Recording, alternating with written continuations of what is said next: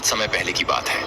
एक बड़ा सा पीपल का पेड़ था जो जंगल के पास एक तालाब के किनारे खड़ा था। उस पेड़ पर एक कौवा जिसका नाम था कागा और उसकी पत्नी छाया का घोंसला था। दोनों खुशी खुशी रहते थे। कुछ ही दूरी पर उसी पेड़ के नीचे एक गहरा सांप भी अपने बिल में रहता था। उसका नाम था सर्पाश्र।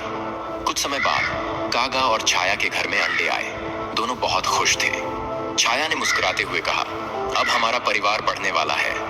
लेकिन जब कागा और छाया भोजन के लिए बाहर गए हुए थे, उसी दौरान सर्पाश्र ने मौका देखा और घोंसले में चढ़कर अंडे खा लिए। जब वे लौटे, उन्होंने देखा घोंसला खाली था। उनकी आंखों में आंसू भर आए। कागा को बहुत गुस्सा आया। वो सर्पाश्र को मारना चाहता था, लेकिन कैसे? सर्पाश्र तो ताकतवर और जहरीला था, पर कागा चालाक था। और तभी कागा ने बदला लेने के लिए एक योजना बनाई। अगली सुबह कागा उड़कर राजमहल की ओर चला गया।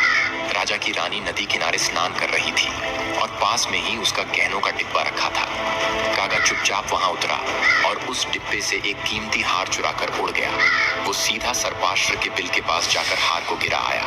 राजमहल के सिपाही हार की तलाश में कागा का पीछा करते हुए वहां पहुंचे।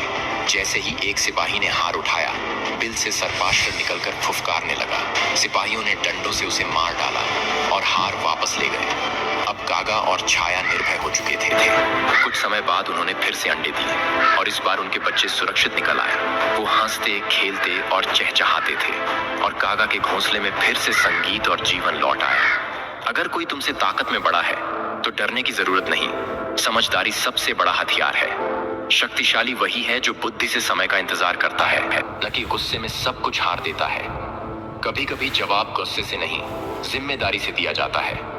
और जब समय सही हो तो सबसे चालाक ही सबसे बड़ा विजेता बनता है।